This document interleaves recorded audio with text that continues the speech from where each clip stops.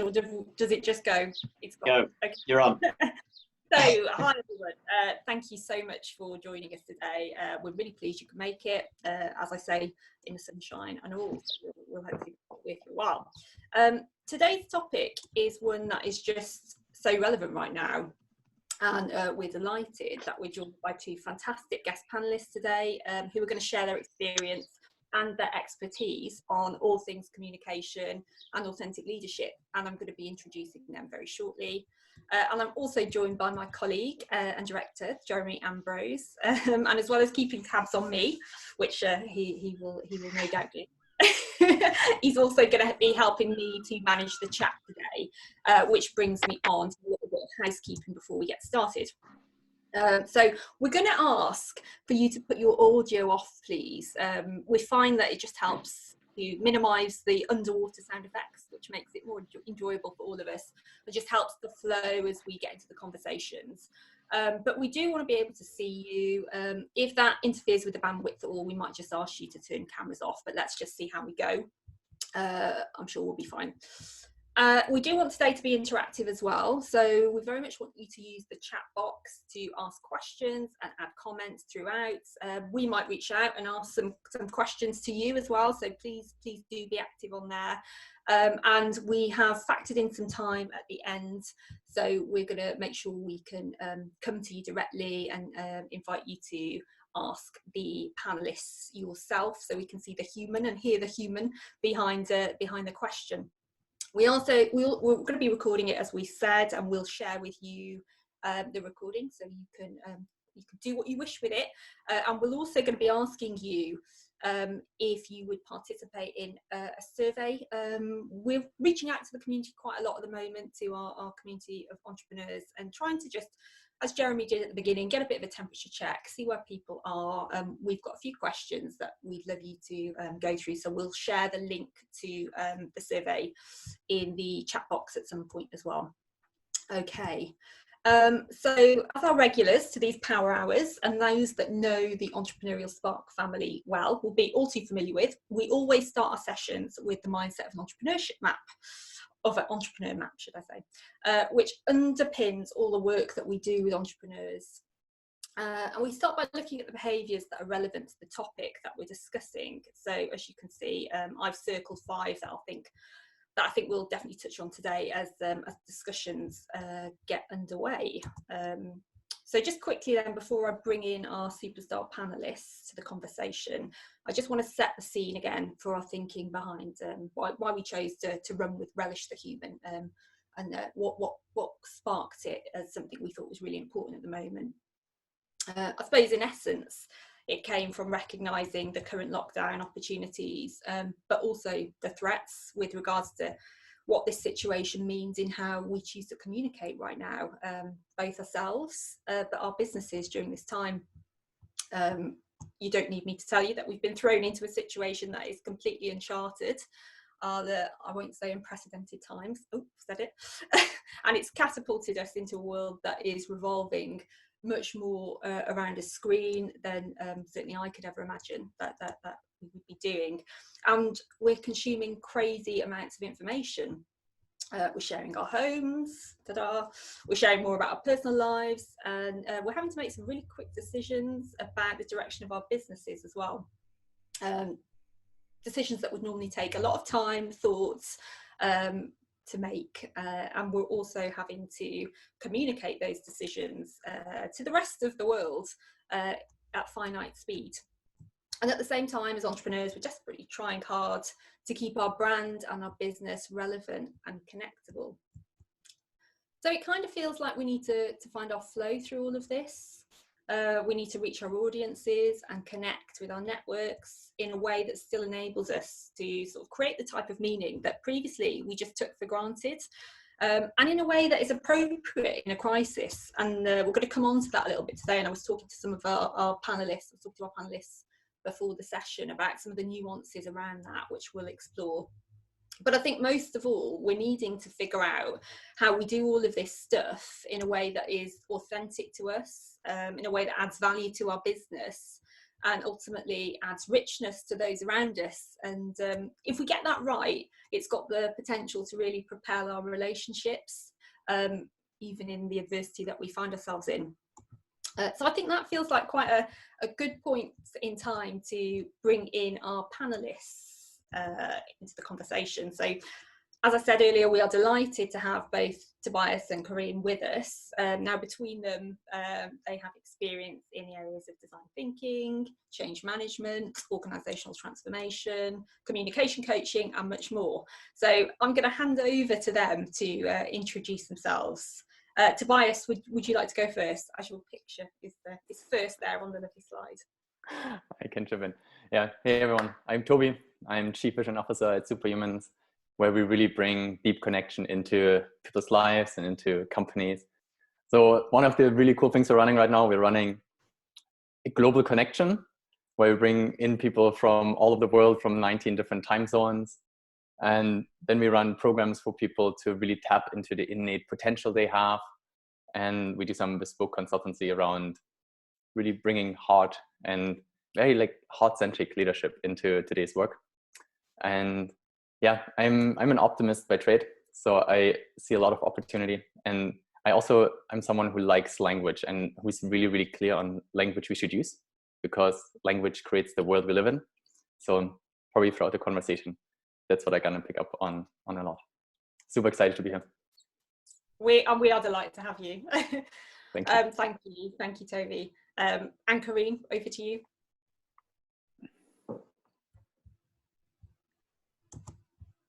Oh, Kareen, you might be on mute.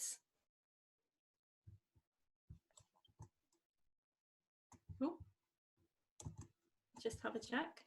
Have we lost Kareen? Oh, are you on? You might be on mute there. Let's have a look. Oh, we're not sure what's happened there. Can you hear me now?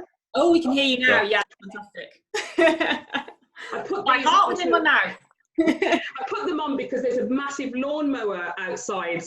So basically I was hoping to drop the noise, but hopefully you won't be able to hear it.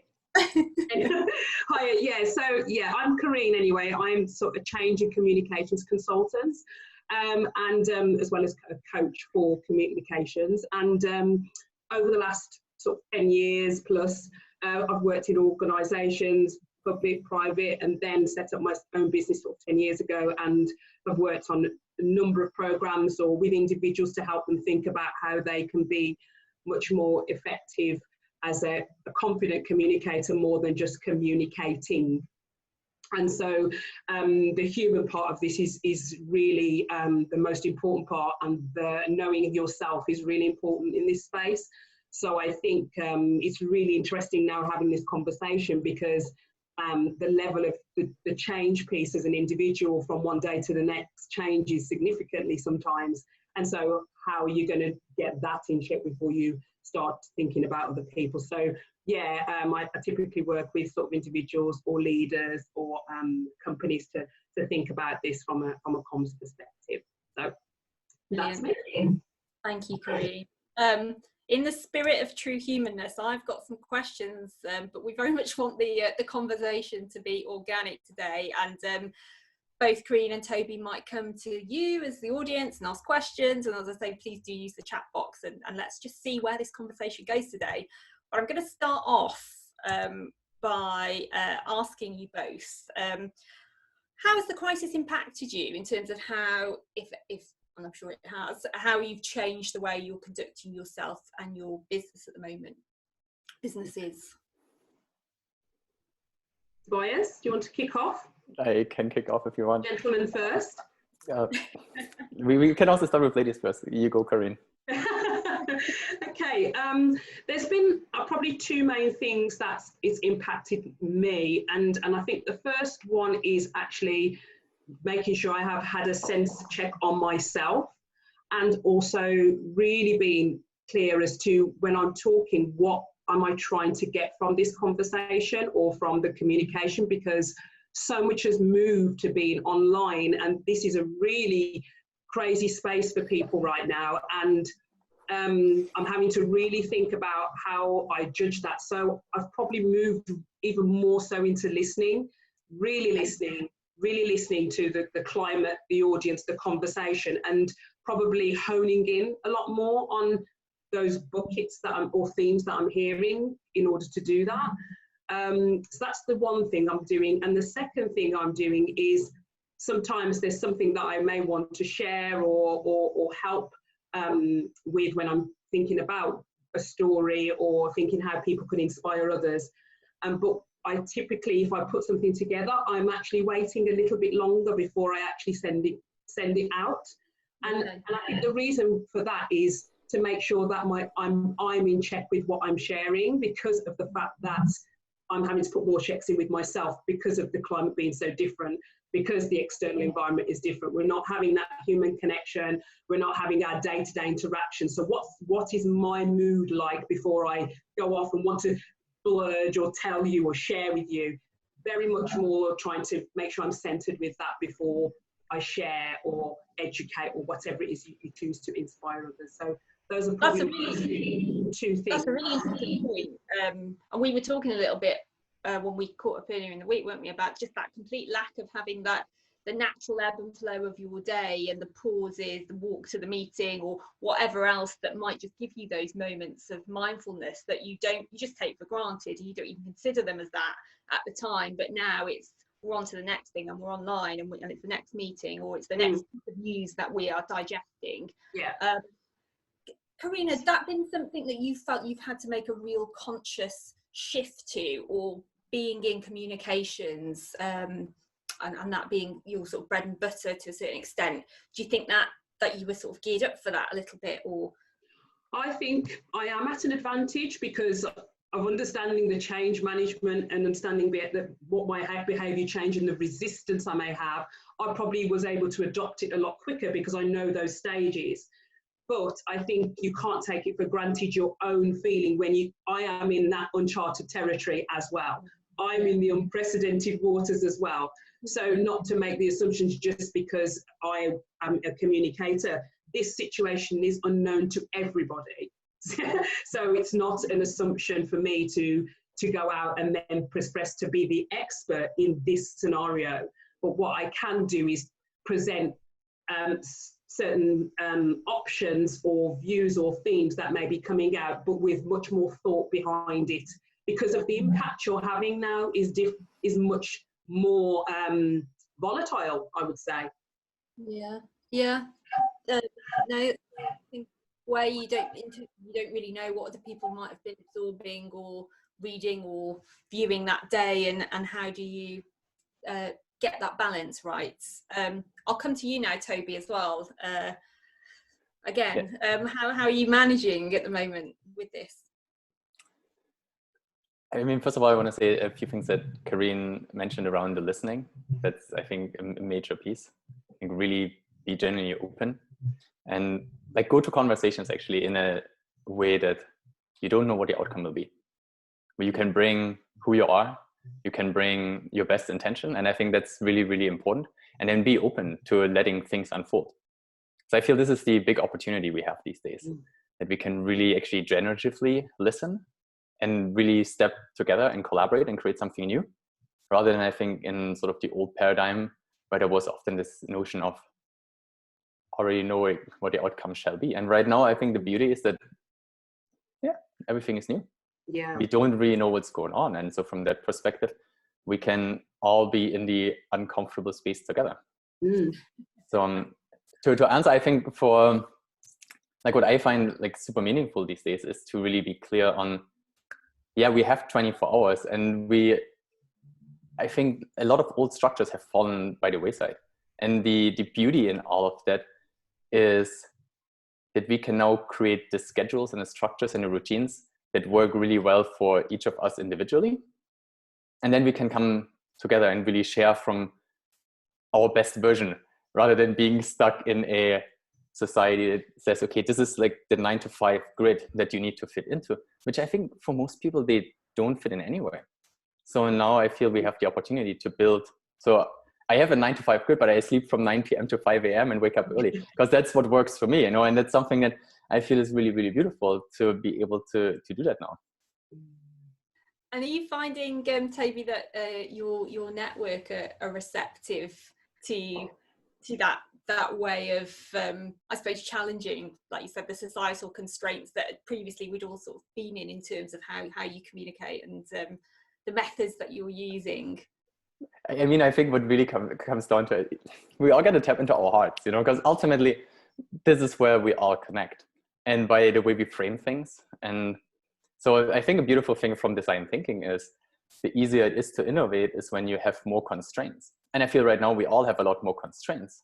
So it's a lot easier to actually innovate because we don't have like tons and tons of options, but we have a more limited set of things that we can make something from. So let's just go and actually build something instead of being in this decision fatigue state. And I think what is really the key in speaking to others these days is to hold space and ask, hey, how are you doing? And I mean, a lot of my meetings, they're probably the first 15 minutes are just connecting on a heart-to-heart level, and then the work gets done in the other like 15. I mean, I actually shortened all my meetings to 30 minutes usually, and it's quite beautiful because there's 15 minutes of deep human connection, and then once we're connected, we can quickly achieve what we want to achieve. And that is probably the biggest transformation that I'm experiencing these days. And I definitely agree with you there, Tobias, because I've had some of the great conversations because people have got so many things that more from the fact that they're at home and you're not going to do lots of other things externally, but the conversations are just a lot more, you know, heartfelt or connected or rooted because people want to share that. You know, they want to share that. So I feel like, you know, once you go through that journey with people and you get to know people, or you can do that quite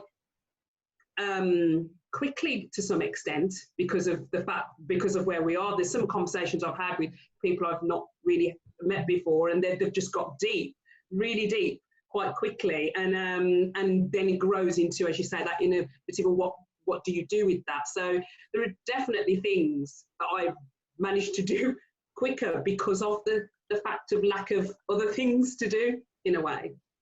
And I think it's a beautiful way of actually building trust as well. Because by actually opening up and being a bit vulnerable, that's where the trust builds. And yes. I mean, I notice it a lot. Like my thing is I had to go like all in, like full out usually, and then just see what comes back.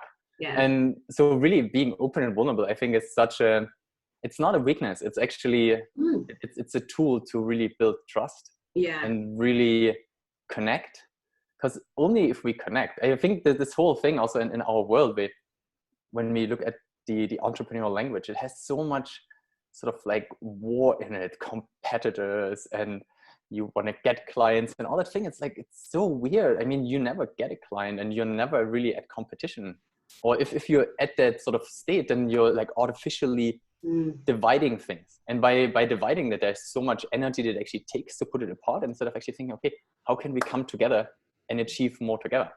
And I feel that's really the big shift that I think we're seeing. Like, yes, we are individually sort of in our homes and we're not really seeing people outside so much, which I think is a big opportunity for everyone to connect a bit more to themselves and then have a stronger why. And then I think the conversations get so much more interesting because you're not talking about this sort of like societal blah, blah, blah, but it's like, okay, like, who am I? Why am I here? Like, what do I want to do?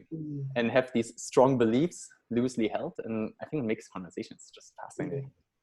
And I definitely think it's also about your drivers as well, and also the anxieties, because that sometimes gives you that knee-jerk reaction of, I've got to try and then get an answer, or I've got to try and, you know, I've got to try and sell, I've got to try and make money, I've got to bring in an income, I've got a family, you know. And I think those anxieties may drive people to want to connect in a vulnerable way, but they don't know how to, because those anxieties are playing out a little bit in part of that change journey. But I think when you know you're going through that, and you know where you are, and you know how to let go, and that's not easy for everyone to know how to just let go of those anxieties to take a step forward.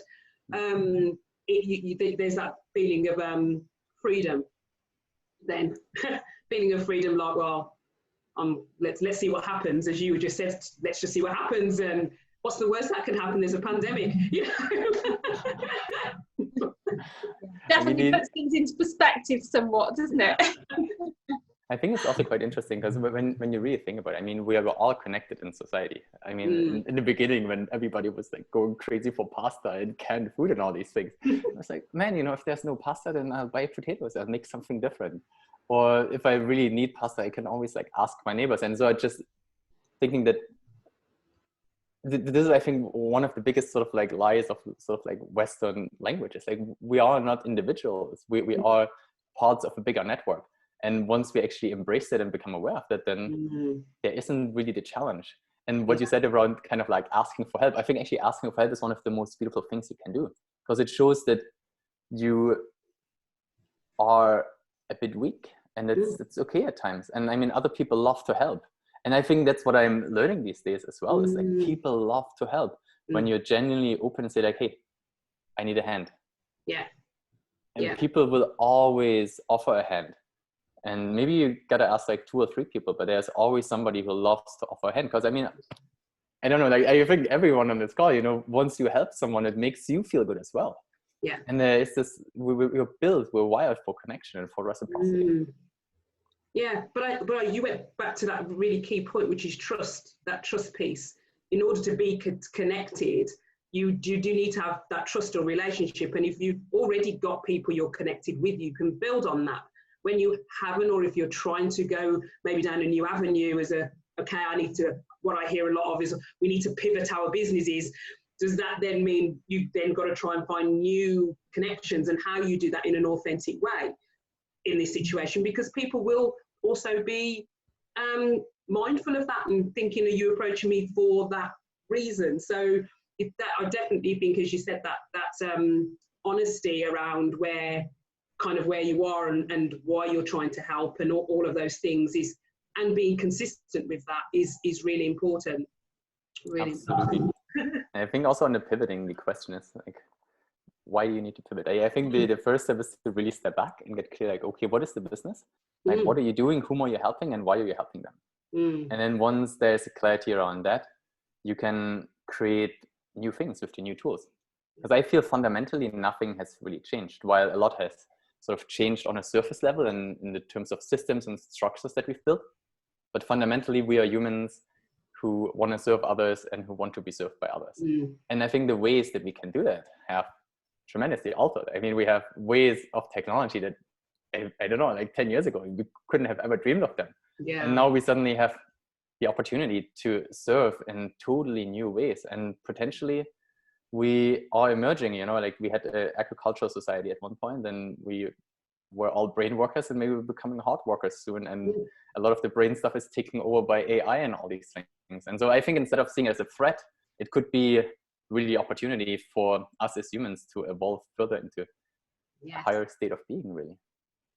I love that. And there's a lot of sentiment coming through on the chat as well, with regards to how you build that trust, how you build that rapport, the power of silence, listening, as some of the themes that you were picking up on before.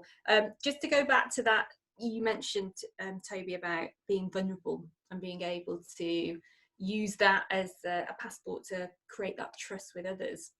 What are some of the steps that you are maybe putting in place now when you're having interactions with others to sort of show some of that vulnerability?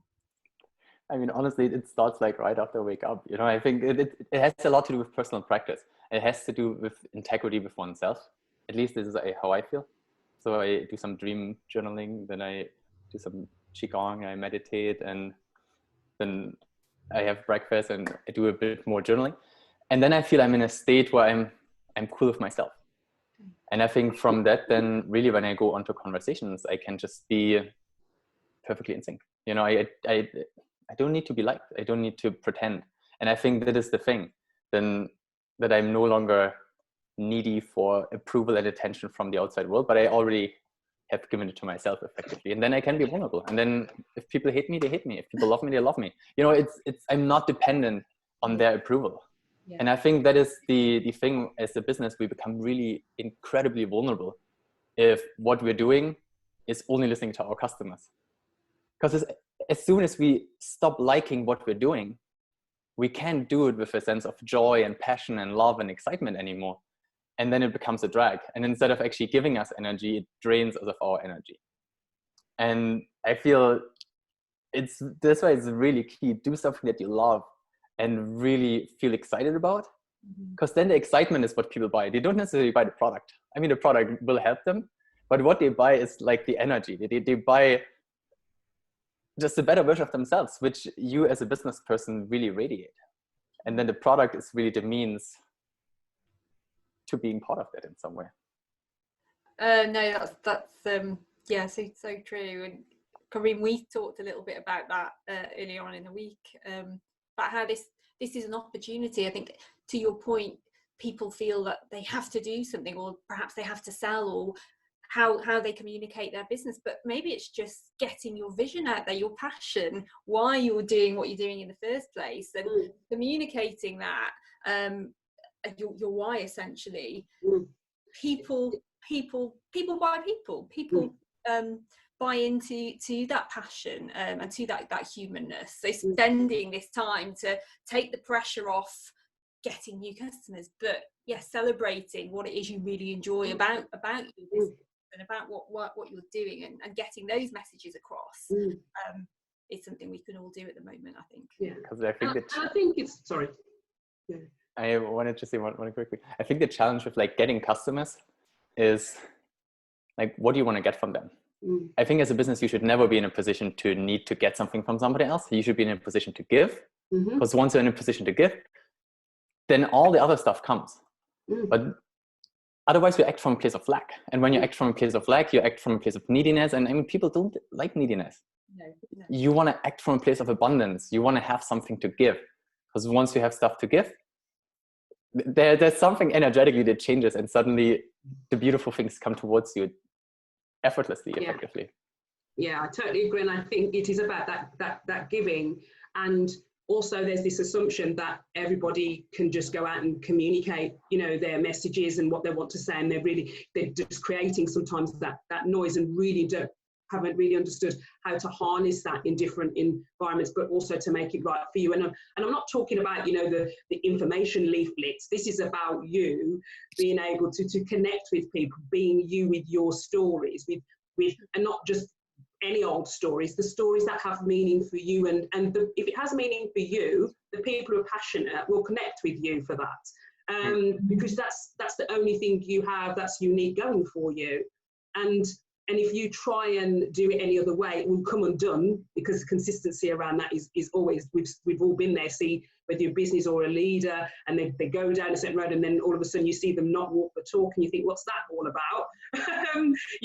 That will filter out much quicker than, when you're being yourself. And I think it's being comfortable, even if you're, running your own business, or you're in a corporation, or whatever it may be, to get that wrong, to fail at that, but to talk about that as well. There's that's so important, to just share that side of courage and vulnerability, and go, oh God, what did I learn of that situation? I did that, and I messed it up because of.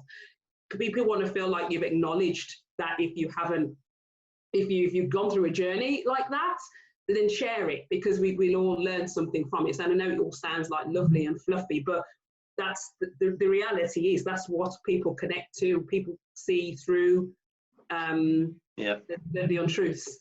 We just come in there. We ran a very similar version of this about, should I be selling right now? That was the title. Should I be selling right now?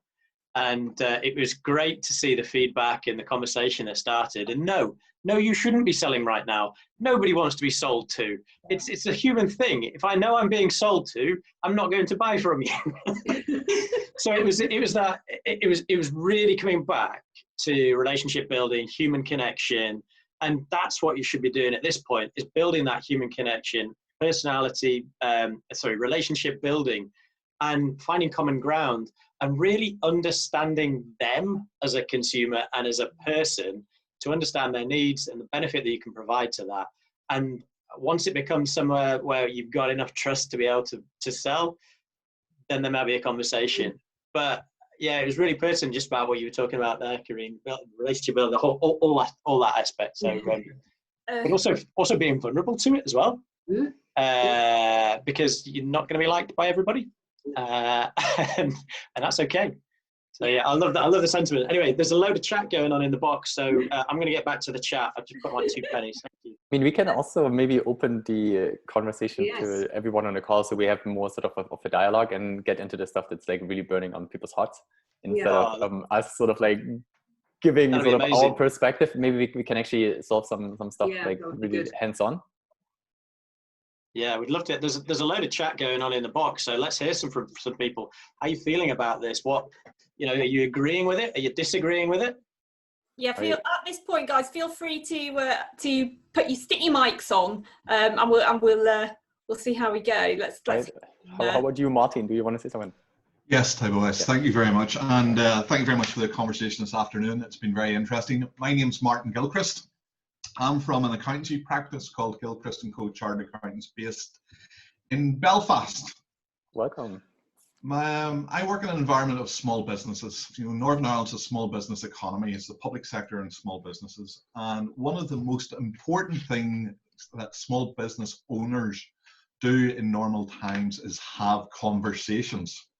So in normal times, I spend my days going out into the world, networking meetings, conferences, client meetings, and I'm having conversations. And that's completely changed now because nobody's going anywhere. I'm working entirely either in the office or from home. And that means all my communications are online in situations such as this.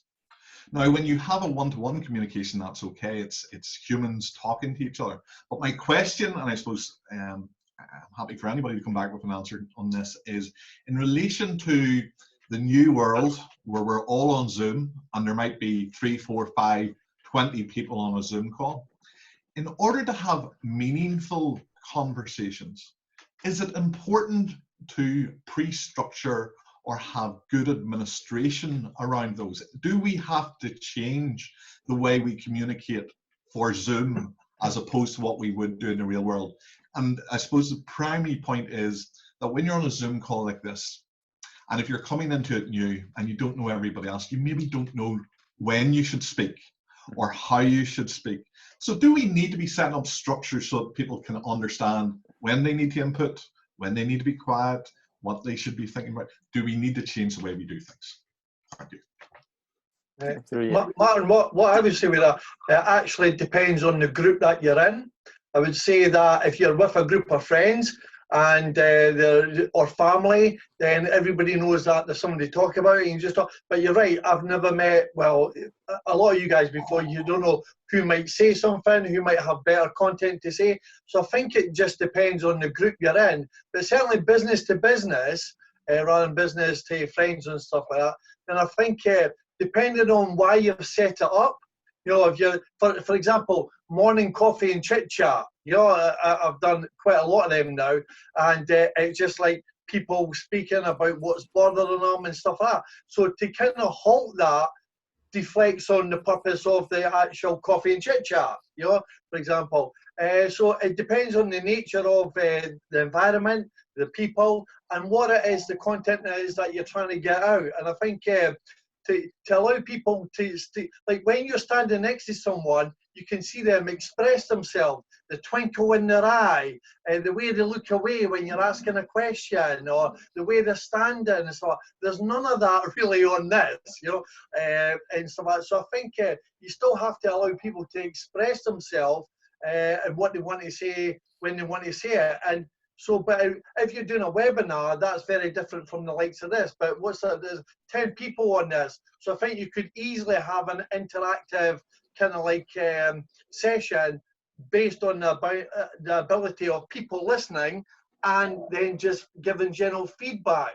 So it just really just depends on the nature of the initial, I think, business to business conversation and who's in the room at the same time is my opinion. Well, what I'm learning on this so far anyway. That's interesting. I think it has a lot to do with what people actually bring. I think, so what we're learning when we do the global connection, for example, which is a sort of one-to-one conversation format where people from all over the world, and then we pair them up randomly, effectively into pairs of two. Pairs of two. And then they just have like an amazing conversation. And I think it all starts with the energy the person brings who actually hosts the meeting. If it's a person who's like really stuck up and like doesn't want to see anything vulnerable, then that sets the tone. And effectively, we're all facilitators in one way or the other. So I think the person who hosts the Zoom call has in fact the facilitator power of making it amazing and deeply connecting for everyone, or a waste of time because nobody actually says anything meaningful because the energy is like, this is not feeling safe. And great. I think the other piece is also there's a lot of new tech solutions out there to do networky things in ways that are different from Zoom. So if you want, I can send you a list of a whole bunch of different platforms that are for virtual events coming up. Just connect with me afterwards, yeah? Yeah, that's great. Yes, I'll only add to it by saying that you probably would need to I find it's useful when you make sure that the purpose is clear for what you're holding the call for, or what it's going to be about. So it's really clear to everybody how they can contribute to that meeting. So I think there's a pre-bit, even probably a little bit more than maybe if you think, oh, I'm just inviting people and you do a one-liner, then might need to bring everybody on the same page to make sure they feel that the meeting's invaluable for them just as much as you. So I definitely agree with the strong facilitation of the meeting, being able to read when people are contributing, when they're not contributing, and how you draw them in. And facilitate that. At the same time, I think there's a pre-piece, which is that clarity of why are you here? And what's the purpose of this, and what outcome are we trying to drive? Just some key principles around that. That's brilliant. Super. I've just actually written it in the chat there about contracting. And contracting right at the beginning of a conversation, as you're saying, setting the tone and all that, it's really important. It's really important because it does give you the foundations for great conversation as you go. And the crucial conversations are built on trust and relationship building right at the beginning. So yeah, building the contracting at the beginning for great conversations, I'd say. Yeah. Anything else wants to raise at this point? Jeremy, did we have any questions earlier on in the chat that we've not? There's a few going on. It's really good conversation actually, and people helping each other out. I mean, yeah, there's a whole lot of questions, but it'd be great to actually hear face to face. You know how people are thinking and feeling, and what are they thinking right now. Be vulnerable. Come off mute, and let's hear from you. I've got a question, sir. I would like to ask why the stuff that you've said about understanding the customer, talking to the customer, and basically the way we do business has to change now. But I've been on these meetings for a few weeks, and I always ask the same question: is why now? Should that not be the way you interact with others all the time? Should we all just give a one-word answer to that one? Yes. So what I find it different to understand is why even that needs to be raised. Is that not what the status quo should be? So the question is, what are we doing wrong when we think the times were good to maybe fall onto reality now? Should we not follow reality as a course of action, normal course of action? What makes us go into that behavior? Absolutely. I think you're perfectly there. I think we're waking up from a dream, like a kind of a bad dream, and we can create a new dream because effectively we just all step into the same thing together. And I think even the word customer is quite a weird one. Like it's human to human. I mean, there's humans serving other humans, and all the other stuff is sort of ways we adapted to describe what we do and the systems that we build. But I think fundamentally, it's one person helping another person live a better life. Here's a quick question.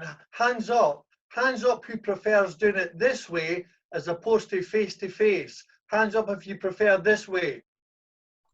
What do you mean? this way. As in Zoom, instead of meeting people face to face, you know, do you prefer doing it this way on technology? I'm definitely a hugger. I like hugging people. So there's some form of physical contact that I definitely enjoy. So we all still want it to go back to the old ways where we still have physical contact in a meeting, because nobody raised their hand there. So out of 10 of us, we still want it to go to the old way, don't we? I mean, what means the old way? I think there's two things. Like the old way, meaning seeing people face to face. Absolutely. I mean, this is amazing. But then I think the depth of conversation, the level of honesty and transparency and vulnerability that we can bring, I think that's something we can learn right now and then carry into a new way. I don't think there is an old way anymore. I think there is novelty.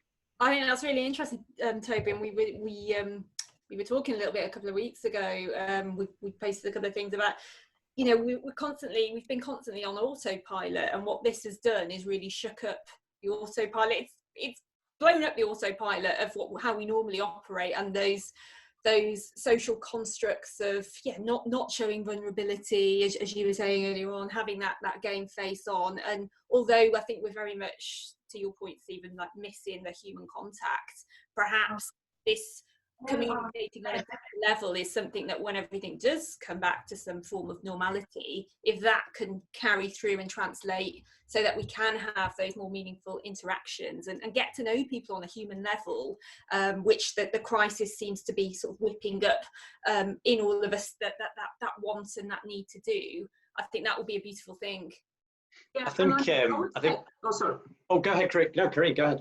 Yeah, no, I think we need to have, for me, it's having a bit of a reality check as to what we aspire the world to be, this beautiful, authentic and great and wonderful and connected, and the reality of how we are as humans. And some people operate that way and some people don't, and some people are on a journey to that, and some things need to shake you up. Some people have maybe gone through their life depending on their background and thought, I don't have to connect so deeply to get business or to work or to survive.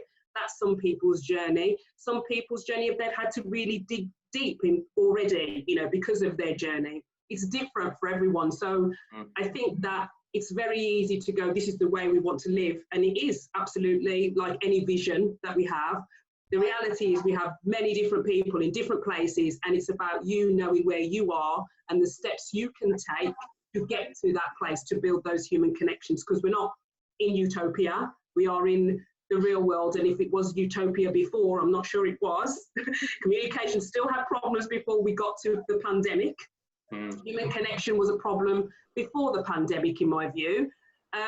So the big lesson, I agree, is to learn from it. But what we have to think about is, okay, now I know that as an individual, where am I in that journey, and what steps can I get to take if I haven't been doing that as well as I could? You know, because that's who we are, then what can I be doing, and what do I need to do, and can I do it?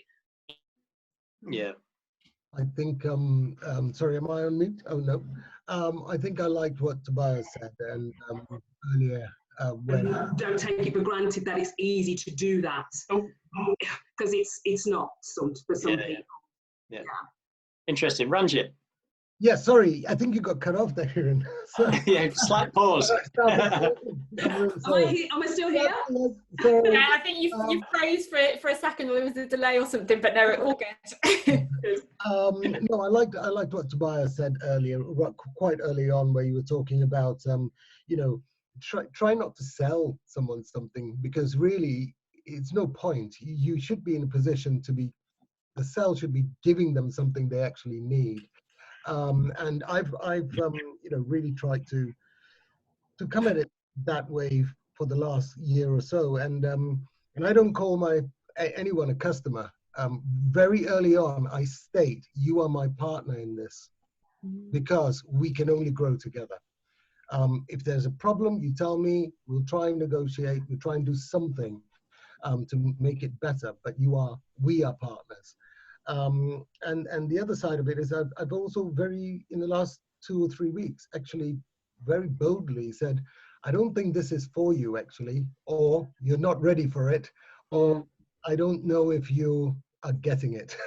So, you know, I can spend more time with you, but I think you need to just come back to me.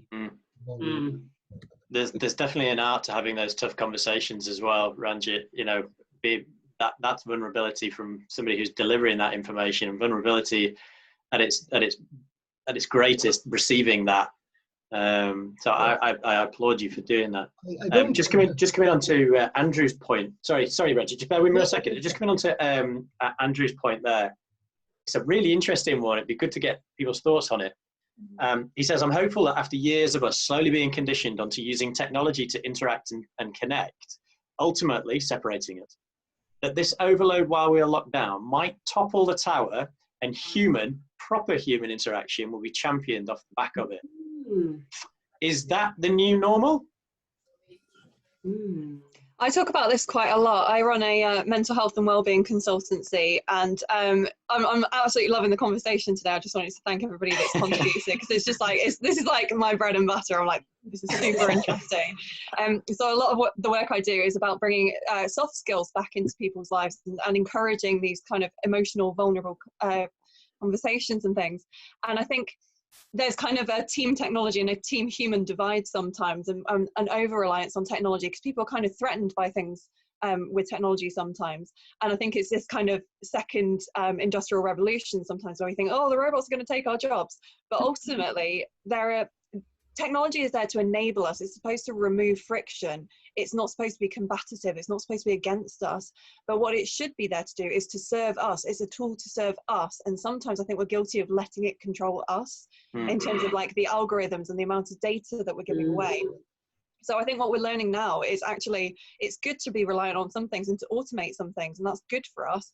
But it can't replicate human connection, and it can't replicate a hug, and it can't take away our creativity and our vulnerability. And the more we actually make ourselves indisposable by being more human, the more we can kind of put technology in its place and use it for good and to serve us, rather than, you know, being overrun by it, basically. Totally agree. Absolutely. There we go, fixed it. I think it's absolutely fascinating what you're saying, because the thing is like, yeah, we have the possibility to step onto a new level of evolution. And yeah, what we have is just got to embrace what we have instead of pushing it away. But really, like, it's a little bit like in Aikido, you kind of like, you take the force of your opponent and swing it around you. And I think that's with technology, instead of like pushing it away, like really taking it and embracing every little bit of it, and then seeing how it actually can help us to elevate to new heights of truly being human, so that we can go out and hug people and actually feel that deep connection with everyone, rather than just the selected group of friends or people that we choose to be like more lovey-dovey with. That's good. That's quite an interesting point there, Toby, as well. Do you think then that because we are in the situation now where we can connect more fluidly with such a wide range of people, do you think that will translate into us really seeking out and growing our network beyond what our day-to-day interactions would usually look like? I mean, I think we're going beyond nation states, you know. I think we're going towards global tribes. And I mean, I feel more connected to people of different color and different parts of the planet due to a similarity in thought. And I think that's actually really nice. You know, we're able, a friend of mine the other day said, the internet is really the gateway drug to unity consciousness. And I think that's beautiful when we really think about that. Now we are able to really connect as a human species and really come together as kind of, let's say, a human supercomputer. And because I mean, when you look at it, I mean, people here on the call who are founders, who don't have co-founders, they have a different experience. But once we have a co-founder, then it's sort of like this coupled up sort of like intelligence, and you make things that you previously couldn't. And I think now we can do that on a really, really grand scale with true diversity of thought and origin and being. And I think, yeah, we're getting closer to the truth, because we can have these open, honest conversations with people that are really, really, really different from us. And then actually we see that they are not really different. They might look different. They might have grown up somewhere else, but they still feel the same things. They have really similar emotions, and makes us realize that we are all connected in a way. I think it's an opportunity for great spiritual awakening. I totally agree. I definitely think the opportunities outweigh the negatives. Definitely. It's also there's something that I was go on. I was just thinking that this this change that we are being forced into of communicating online and more and in more different situations is definitely shaking things up, because we can't fall back on the same habits quite so easily. We're having to negotiate new ways of doing things a little bit, and that does force us to change our habits or to question them. So I think it does make possible change that maybe just would never have happened otherwise, and get people to question exactly what they're trying to do or how they're trying to do it. And that style of communication can so easily go wrong if you don't make yourself clear. So people are having to actually pay a bit more attention to what they're saying and how they're saying it. That's a good thing, I think. Absolutely. Some of those forums have reduced now. So I read a really interesting book the other day, and some of it was talking about the communication. And is your communication the brown envelope and the white envelope, or is it the special delivery? And it's sometimes popping in that special delivery where you know that's for you, and when you open it, you're really happy to receive it. That's kind of how we have to think of it. I thought it was a brilliant analogy of now when you're thinking of that delivery of what you want to impact, that's how it should feel. It's a special delivery. I love that, Kareen. I was on a call earlier on talking about newsletters and how my inbox is now filled and completely filled with newsletters from everybody I've ever interacted with.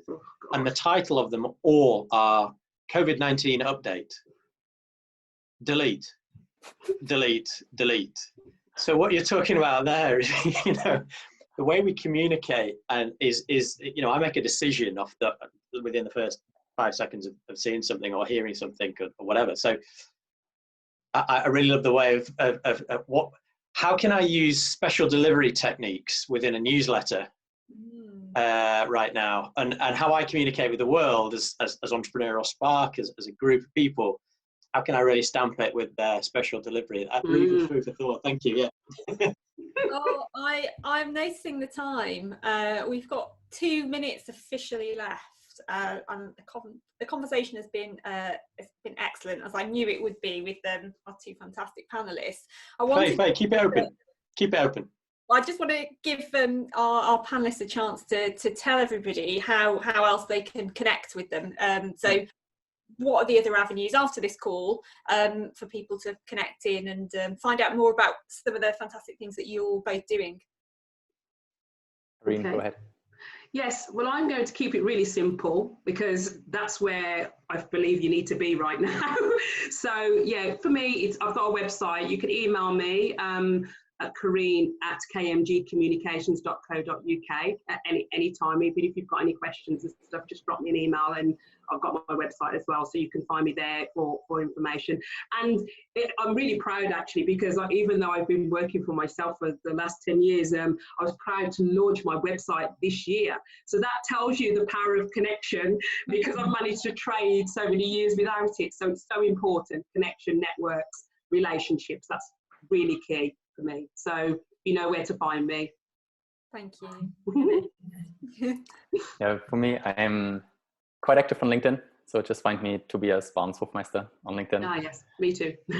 And then if you want to come along to the Global Connection, just visit superhumans.network, and it's the first thing you will see on our website. And yeah, meet people from all over the world if you want, and chat with Mike and me, and see how we can really raise our global consciousness together. Yeah, so I'm looking forward to that. super collaborative. Straight in. Huh? I'm going to be jumping straight into that one. I'm really looking forward Amazing. to that. Yeah, next one is on Monday, 8 to 9. Lots of special delivery communication. Love it. Well, we can carry on, people, by all means, depending on how our 2 lovely panelists are doing for time. So I have a call pretty soon, so I will need to jump off pretty soon. No, that's absolutely fine, and I think we've let everybody know how they can carry on and connect. In terms of connecting with eSpark, if you haven't already signed up for our newsletter, which we promise is very special delivery. For now, wow, this is going to be my vernacular content. But yeah, you can visit our website and sign up on there, entrepreneurialspark.com. And also, finally, we mentioned we'd love for you to take our survey if possible. So I'm hoping that that is something Jeremy has prepared earlier, and that's just going to drop into the text box now. So yeah, please do share with us what you're thinking, what you're feeling at the moment, and this really does help us to plan really the type of support and outreach that we will carry on doing over the next couple of weeks. So yes, please do. We'll be back next Thursday, and we're obviously feeding onto social what we're doing and thoughts and sentiments, so please carry on following us. And you've been a brilliant audience, a very human audience. I've absolutely loved the chat. I think this has been my favourite power hour so far, so thank you everybody, and go and enjoy some sunshine now if you can. Not just yet, let me just put the link in, hang on. Oh right, has he not done it yet? No, he hasn't. I've been too engrossed in the conversation, to be honest with you. Bear with me 1 second. Let me just get the thing, because we really, really, really do want to hear from you, because it helps us create sessions that you're on today and future conversations. So let me just grab this web link for you so you can just do it. And as I say, we appreciate everybody's time on this call. We really do. Can I just ask while we're hanging around, are you guys the original, did you set up the scheme that's been taken over by NatWest that's now their accelerator? Yeah, so okay, yeah. So back in 2011, we started the hubs up in Glasgow, Ayrshire, and Edinburgh. So we founded those in partnership with RBS Bank and the group. We grew that out to 13 hubs within the UK. We've actually opened 20 worldwide. But in March 2018, we got around a table and decided that it was best that one or the other would take over the hubs, the running of the hubs in the UK. And it just so happened that we may have actually taught RBS everything they needed to know about running accelerators. So they continued the process, and they continue within NatWest and the brand of NatWest Accelerator. Yes, but we are doing things differently over here, and we are no longer a part of that. So yeah. Here we are. This is us. Oh. Yeah, because everybody still talks about eSpark. I've done 2 of the accelerator rounds with NatWest now. Oh, they still talk about us? People still talk about eSpark, yeah. That's good to know. Yeah. Oh, cool. But, you know, take nothing away from the NatWest Accelerator. They're doing a great job, and they're putting support out there that's free as well for people to get hold of. So, you know, we're quite happy to champion them, and I'm sure they're quite happy to champion us. So, yeah, thank you. Thanks, Alice. That's all right. Your legacy remains. Good to hear. That's made his day. Okay, well, thank you very much, everybody, and au revoir. Take care, everyone. Stay safe. Thank you. Bye. Thanks, everybody.